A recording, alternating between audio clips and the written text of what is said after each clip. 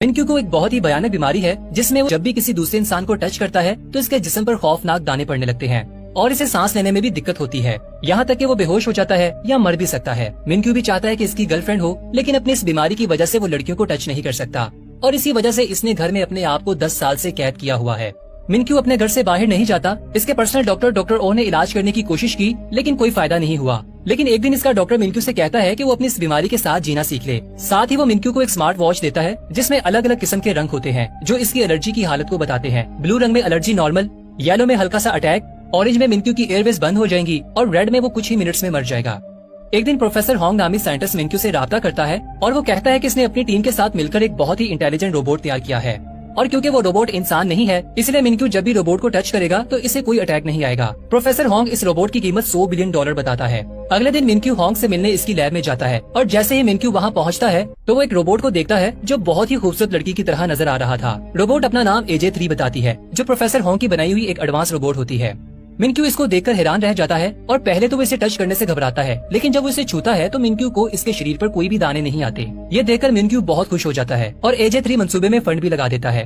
अगले दिन लैब में प्रोफेसर की टीम रोबोट को टेस्ट कर रही होती है। टीम का एक बंदा सोडा की बोतल फेंकता है जिसकी एक बूंद रोबोट के प्रोसेसर में जा गिरती है जिससे शॉर्ट सर्किट होता है और प्रोसेसर तबाह हो जाता है। प्रोफेसर और इसकी टीम परेशान हो जाते हैं क्योंकि अगले दिन AJ3 को डिलीवर करना था।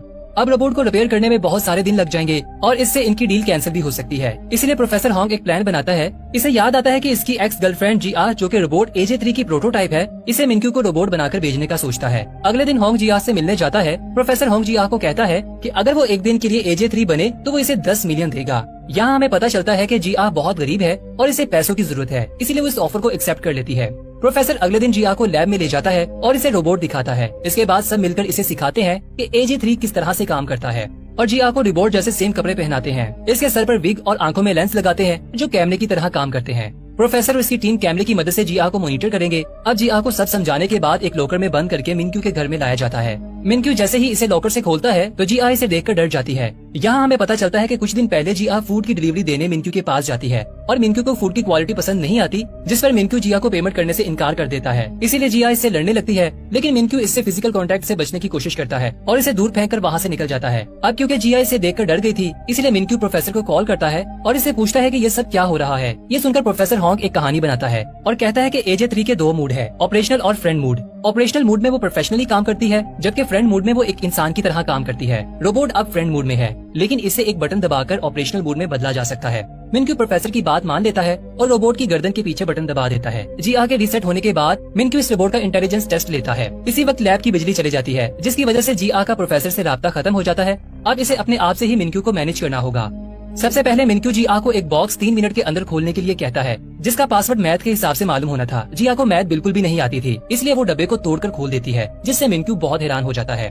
दूसरे टेस्ट में मिनक्यू इसे 10 सेकंड के अंदर अंडे को छीलने का कहता है। GR पहले एक रेस्टोरेंट में काम करती थी, इसलिए वो आसानी से ये कर लेती है। मिनक्यू इससे बहुत खुश हो जाता है, इसलिए वो रोबोट के होशियार होने की तारीफ करता है। इसी वक्त लैब में बिजली वापस आ जाती है और जब वो GR के लेंस से कनेक्ट होते हैं तो वो ये देखकर हैरान हो जाते हैं कि GR मिनक्यू पर गुस्सा हो रही है क्योंकि मिनक्यू ने बैटरी चेक करने के लिए अपना हाथ आगे बढ़ाया था। ये देखकर प्रोफेसर घुटनों के बल बैठ जाता है। इसी वक्त प्रोफेसर को मिनक्यू का फोन आता है और मिनक्यू कहता है कि तुम मुझे धोखा देने की कोशिश कर रहे हो क्योंकि इसमें इस्तेमाल होने वाली बैटरी खराब है जिसकी वजह से AJ3 का सीना फूल गया है। ये सुनकर प्रोफेसर एक और झूठ बोल देता है कि इसने AJ3 की बैटरी को अपग्रेड किया है और साथ में मिनक्यू को खबरदार करता है कि वो इसके सीने को ना छुए क्योंकि ऐसा करने से शॉर्ट सर्किट हो सकता है। इसके बाद मिनक्यू मेडिसिन लेने के लिए जाता है, लेकिन अचानक इसका दम घुटने लगता है और वो फर्श पर गिर जाता है। इसे सांस लेने में मुश्किल होती है। इसी वक्त GR बाकर आती है और इसकी पीठ थपथपाकर इसकी मदद करती है। मिनक्यू जैसे ही होश में आता है तो वो हैरानगी से पूछता है कि बगैर मेरे ऑर्डर के इसने मेरी मदद कैसे की, जिस पर GR कहती है कि वो बहुत सी ऐसी चीजें बगैर ऑर्डर के कर सकती है। इसके बाद मिनक्यू पहली मर्तबा फिजिकल कांटेक्ट करता है,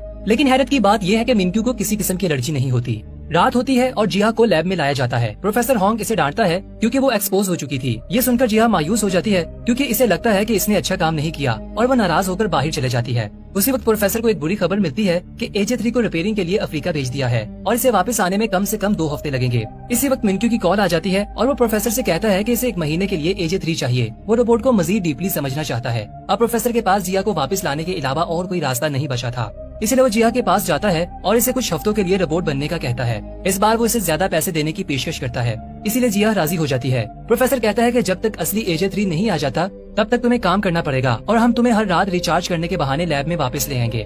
अगले दिन बदकिस्मती से जिया को डायरिया हो जाता है और वो मैनेज करने की बहुत कोशिश करती है, लेकिन गलती से वो फार्ट कर देती है। मिनक्यू हैरानगी से पूछता है कि ये क्या आवाज है, जिस पर रोबोट जवाब देता है कि ये आपने किया है मेरे मालिक। जल्द ही गंध चारों तरफ फैल जाता है, इसलिए जिया इसे कपड़े बदलने का कहती है। भोला बाला मिनक्यू इस पर यकीन कर लेता है क्योंकि इसके अलावा यहाँ और कोई इंसान नहीं है, और वो कपड़े बदलने चला जाता है। इसका फायदा उठाकर वो भागकर वॉशरूम की तरफ निकल जाती है। मिनक्यू जल्दी से वापस आ जाता है और वो देखता है कि रोबोट गायब है। वो इसे घर में ढूंढने लगता है और आखिरकार वो देखता है कि जिया इसके महंगे परफ्यूम से टॉयलेट को साफ कर रही है।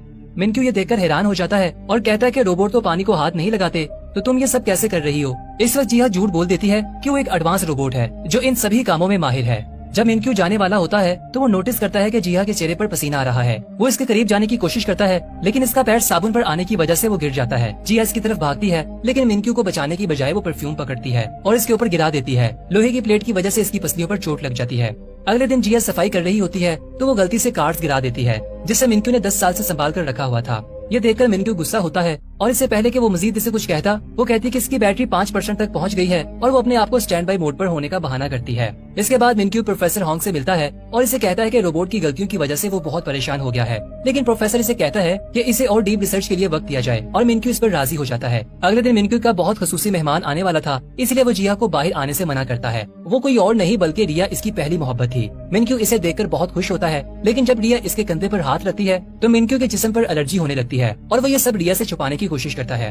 इसके बाद वो एक इम्पोर्टेंट मीटिंग का बहाना बनाकर घर की तरफ भागता है ताकि वो किसी तरह इस कमरे में पहुंच जाए जहां इंजेक्शन रखा हुआ था। मिनक्यू बहुत कमजोर हो चुका था और वो सिरिंज पकड़ने में नाकाम रहता है। तभी जिया देखती है कि मिनक्यू जमीन पर लेटा हुआ है और इसे सांस लेने में मुश्किल हो रही है। इसी वक्त सीन शिफ्ट होता है और हमें वो वक्त दिखाया जाता है जब मिनक्यू को एलर्जी नहीं थी और मिनक्यू के लिए सब कुछ नॉर्मल था। छोटा मिनक्यू जब कार्ड्स का पहला घर बनाता है तो इसके पेरेंट्स बहुत खुश होते हैं।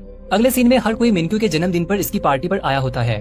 पार्टी के बाद सब कार में वापस जा रहे होते हैं, तभी एक बलून इसके बाप के सामने आ जाता है, जिसकी वजह से सामने आने वाला ट्रक इन्हें टक्कर मार देता है। अगले सीन में मिनक्यू हॉस्पिटल में उठता है। छोटा मिनक्यू अपने पेरेंट्स के लिए रो रहा होता है जो दोनों हादसे में मर गए थे। दिन के वक्त बहुत सारे रिश्तेदार इससे मिलने आते हैं और इसका बड़ा बनने की कोशिश करते हैं, लेकिन असल में वो इसके बाप के पैसे का वारिस बनना चाहते थे। लेकिन जब मिनक्यू बाथरूम में जाता है तो इसे जेब से एक नोट मिलता है जिसमें लिखा होता है कि किसी भी पेपर पर सिग्नेचर नहीं करना।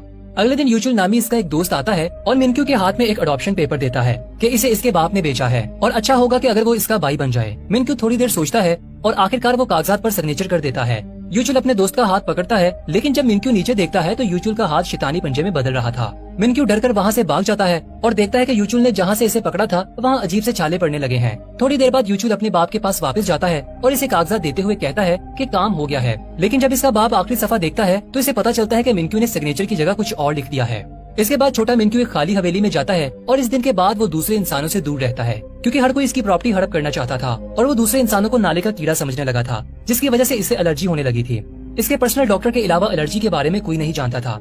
सीन दोबारा प्रेजेंट में आता है। मिनक्यू जागता है और अपने साथ जिया को पाता है। मिनक्यू इसे बताता है कि इसने ख्वाब देखा है जिसमें लोग इसके पीठ पीछे छुरा घोंप रहे हैं। इसके बाद वो जानकर हैरान हो जाता है कि वो बिल्कुल नॉर्मल हालत में है, इसलिए वो जिया का शुक्रिया अदा करता है क्योंकि इसने इसे इंजेक्शन दिया था। जिया और मिनक्यू एक दूसरे के साथ ज्यादा वक्त गुजारने लगे थे और इनका रिश्ता मजीद गहरा होता जाता है और वो एक दूसरे के करीब होते जाते हैं। एक दिन मिनक्यू इसे कहता है कि वो इसके साथ रिया की डेट पर जाए। वो दोनों एक दूसरे के साथ बहुत देर तक बैठते हैं। जैसे ही रिया वहाँ से जाने लगती है तो वो मिनक्यू को हाथ मिलाने का कहती है और फिर मिनक्यू डरते हुए इसका हाथ पकड़ लेता है, जिसकी वजह से इसे एलर्जी शुरू हो जाती है और सांस लेने में तकलीफ होने लगती है। और जब वो अपना इंजेक्शन पकड़ता है तो वो इस सोच में पड़ जाता है कि इसे ये सिरिंज लगाना चाहिए या नहीं, क्योंकि वो इस बेकार जिंदगी से थक चुका था। इसकी स्मार्ट वॉच तेजी से बीप करने लगती है। जिया इसके पास आती है और वो होश में आ जाता है। जब जिया मिनक्यू को देखती है तो मॉनिटर नॉर्मल हो जाता है। मिनक्यू इंजेक्शन के बगैर ठीक हो जाता है। थोड़ी देर बाद वो दूसरे अपार्टमेंट में वापस जाने का फैसला करते हैं, लेकिन जब वो जा रहे होते हैं तो एक बंदा गलती से मिनक्यू से टकरा जाता है और वो चेक करने के लिए कि मिनक्यू ठीक है इसे पकड़ लेता है। लेकिन हैरानगी की बात ये है कि इसे एलर्जी नहीं होती। ये देखकर मिनक्यू ज्यादा हजूम में जाने का फैसला करता है ताकि वो खुद को चेक कर सके, क्योंकि ऐसा इसने 10 सालों में नहीं किया था। जैसे ही वो बाहर निकलते हैं एक बच्चा मिनक्यू के हाथ से टकराता है, लेकिन दोबारा कुछ नहीं होता। फिर दोनों एक बहुत बड़े हजूम में जाते हैं जहाँ मिनक्यू के साथ वाला शख्स इसका हाथ पकड़ता है और मिनक्यू मॉनिटर पर देखता है कि सब ठीक है। ये देखकर मिनक्यू की आंखों में पानी आ जाता है। इसके बाद वो डॉक्टर ओ को फोन करता है और रोते हुए कहता है कि इसकी एलर्जी खत्म हो गई है। तभी एक शख्स इससे टकरा जाता है जिसकी वजह से मॉनिटर बीप करने लगता है। दूसरी तरफ जिया मिनक्यू को ढूंढना शुरू करती है। जब वो मिनक्यू को देखती है तो इसकी एलर्जी खत्म होने लगती है और जब एक जोड़ा इन दोनों के दरमियान में आता है तो एलर्जी फिर से वापस आ जाती है। मिनक्यू अपने डॉक्टर को बताता है कि कोई यहाँ पर है जिसे मैं देखता हूँ तो एलर्जी खत्म हो जाती है, और जब इसे नहीं देख पाता तो एलर्जी फिर से वापस आ जाती है। इसके बाद जिया मुस्कुराती है और मिनक्यू कॉल बंद कर देता है और जिया को गले लगा लेता है और कहता है कि मैं तुम्हारे लिए दुनिया की सबसे बड़ी बैटरी खरीदूंगा। इसके बाद वो डॉक्टर ओ से फोन पर बात करता है और इसे कहता है कि अब वो बिल्कुल ठीक है। डॉक्टर भी हैरान है कि पहली बार मिनक्यू को एक इंसान के टच करने के बाद इंजेक्शन की जरूरत नहीं पड़ी। इसके बाद मिनक्यू जहाँ भी जाता है वो जिया को अपने साथ ले जाता है और इसे अपना सबसे अच्छा दोस्त समझता है। इसी दौरान एजे रोबोट रिपेयर हो जाता है, लेकिन इसे प्रोफेशनली काम करने के लिए कुछ वक्त लगेगा। प्रोफेसर कहता है कि एजे 3 कुछ दिन के बाद बिल्कुल ठीक हो जाएगा। जिया जिसे मिनक्यू के साथ रहने की आदत पड़ गई थी, वो ये खबर सुनकर उदास हो जाती है। एक दिन मिनक्यू जिया को एक रेस्टोरेंट में ले जाता है, लेकिन इसे एक अलग मेज पर अकेले बिठा देता है। फिर वो रिया और इसके बाप को मिलता है। वो तीनों बातें कर रहे होते हैं तो वो दूर बैठी जिया परेशान नजर आती है। कुछ देर के बाद जब मिनक्यू इसे लेने आता है तो वो इसे नजरअंदाज करती है और चले जाती है। अब मिनक्यू तभी सेफ है जब वो जिया के पास हो, लेकिन एक दिन वो अकेला एक गैस स्टेशन पर जाता है और अटेंडेंट पीछे डिक्की में क्रेडिट कार्ड उठाता है। जब वो क्रेडिट कार्ड वापस करता है तो मिनक्यू की उंगली पर टच करता है, लेकिन इस पर ध्यान नहीं देता और वहाँ से चला जाता है। थोड़ी दूर जाने के बाद इसे याद आता है कि अटेंडेंट के हाथ के टच करने के बाद इसे कुछ भी महसूस नहीं हुआ और मॉनिटर बिल्कुल नॉर्मल है, हालांकि जिया भी इसके साथ नहीं है। इसके बाद क्यूमिन अपने प्रोफेशनल डॉक्टर को मिलने जाता है और इसे पिछले 10 सालों से इसकी मेहनत का शुक्रिया अदा करता है कि वो अब बिल्कुल ठीक हो गया है। इसके बाद डॉक्टर क्यूमिन से कहता है कि वो एजे 3 को वापस भेज सकता है क्योंकि अब वो मुकम्मल ठीक हो गया है। अगले दिन क्यूमिन प्रोफेसर के पास जाता है और कहता है कि वो रोबोट से मोहब्बत करता है। प्रोफेसर कहता है कि वो एक रोबोट के बारे में बात कर रहा है जो पहले से प्रोग्राम किया गया था। ये सुनकर मिनक्यू कहता है कि वो पागल हो रहा है और प्रोफेसर से इसका हल पूछता है। अगले दिन प्रोफेसर मिनक्यू के पास आता है और इसे कहता है कि एक रास्ता है, अगर वो एजे 3 को रीसेट कर दे, इसी तरह वो सब कुछ भूल जाएगी और तुम अपनी जिंदगी में आगे बढ़ सकोगे। मिनक्यू उदास हो जाता है, लेकिन वो जानता है कि अब यही रास्ता बचा है। इसके बाद जिहा भी ये खबर सुनती है और वो भी परेशान हो जाती है। जिहा आखिरी बार एजे 3 के कपड़े पहनती है। अगले सीन में हम देखते हैं कि जिहा मिनक्यू के सामने खड़ी है और बर्फबारी हो रही है और मिनक्यू इसे आखिरी बार सैर के लिए ले जाता है और वापस हवेली में ले आता है। आखिरकार वो एक दूसरे का सामना करते हैं। मिनक्यू इसका शुक्रिया अदा करता है। ये सुनकर जिहा की आंखों में आंसू आ जाते हैं। इसके बाद मिनक्यू जिहा के पास जाता है और इसे अपनी माँ का हार निकालकर जिहा के गले में डाल देता है। इसके बाद वो इसे गले लगाता है और मिनक्यू रीसेट का बटन दबा देता है। लैब में असली एजे 3 रिपोर्ट करता है कि मिनक्यू का फोल्डर डिलीट कर दिया गया है। रात को मिनक्यू और जिहा सोते वक्त रोते हैं। जिहा इतनी रोती है कि अगली सुबह वो बीमार पड़ जाती है। इसे हॉस्पिटल ले जाया जाता है और हम देखते हैं कि इसने अभी भी मिनक्यू की माँ का हार पहन रखा है। इसके बाद वो दोनों अपनी जिंदगी में आगे बढ़ जाते हैं, जहाँ जिहा अपनी दादी के शहर चली जाती है, जबकि मिनक्यू रिहा के साथ शादी की तैयारी करता है। एक दिन मिनक्यू ट्रेन पर चढ़ता है जहाँ वो एजे 3 जैसा चेहरा देखता है और वो सोचता है कि ये वही सेम रोबोट है। दोनों एक दूसरे के आमने सामने बैठने के बावजूद कुछ भी बात नहीं करते क्योंकि जिहा को मिनक्यू के साथ बोलने से मना किया गया था, लेकिन मिनक्यू को शक होता है कि ये वही रोबोट है। इसलिए वो प्रोफेसर को फोन करता है और कहता है कि इसने एजे 3 जैसा चेहरा देखा है, जिस पर प्रोफेसर कहता है कि इसने रोबोट को किसी ऐसे शख्स पर बनाया था जो इसका जानने वाला था। मिनक्यू कहता है कि क्या वो इससे बात कर सकता है, जिस पर प्रोफेसर इसे मना करता है। प्रोफेसर के मना करने के बावजूद भी ये इसका पीछा करता है और इसके साथ बात करने का कहता है, जिस पर जिहा मसरूफ होने का बहाना करती है, लेकिन मिनक्यू इसका इंतजार करने के लिए बैठ जाता है। इसी दौरान जिहा जल्दी से किचन में जाती है और अपने गले से हार उतारकर प्लेट में छिपा देती है। बहुत सारा टाइम गुजर जाता है, लेकिन मिनक्यू अभी भी वहाँ पर बैठा होता है, जिसकी वजह से जिहा इससे बात करने पर मजबूर हो जाती है और वो इसे बताती है कि इसने 4 साल पहले डॉक्टर होंग से पैसे लिए थे और तुम्हारे सामने रोबोट होने का नाटक किया था। मिनक्यू इससे मजीद पूछने की कोशिश करता है, लेकिन जिहा इसे कहती है कि वो यहाँ से चला जाए वरना वो पुलिस को कॉल करेगी। मिनक्यू चालाकी से इसकी दादी से पूछता है कि क्या इसके पास रहने के लिए कमरा है, जिस पर वो औरत हाँ कह देती है और इसे रात को यहीं पर रहने देती है। अगले कुछ दिनों तक वो दादी के साथ अच्छे ताल्लुक बना लेता है, साथ ही जिहा की तवज्जो भी हासिल कर लेता है और इसे अपने साथ गुजारे वक्त की याद दिलाता है। एक दिन मिनक्यू रेस्टोरेंट पर जाता है और इसे पता चलता है कि जिहा यहाँ से जा चुकी है, इसलिए वो यहाँ इसे हर जगह ढूंढने लगता है। आखिरकार वो इसे ढूंढ लेता है और इसे देखकर जिहा जल्दी से नेकलेस को छुपा लेती है, लेकिन वो नेकलेस देख लेता है। ये जानकर कि इसके साथ धोखा हुआ है, इसे बहुत बुरा फील होता है, लेकिन इससे पहले कि वो इसे कुछ कहता, इसकी एलर्जी दोबारा से जाहिर होने लग जाती है और मॉनिटर डेड पर पहुंच जाता है, जो पहले कभी ऐसा नहीं हुआ था। आखिरी सीन में वो जमीन पर गिर जाता है और इसके बचने के इम्कान बहुत कम होते हैं। यहाँ पर यह दिलचस्प मूवी खत्म हो जाती है।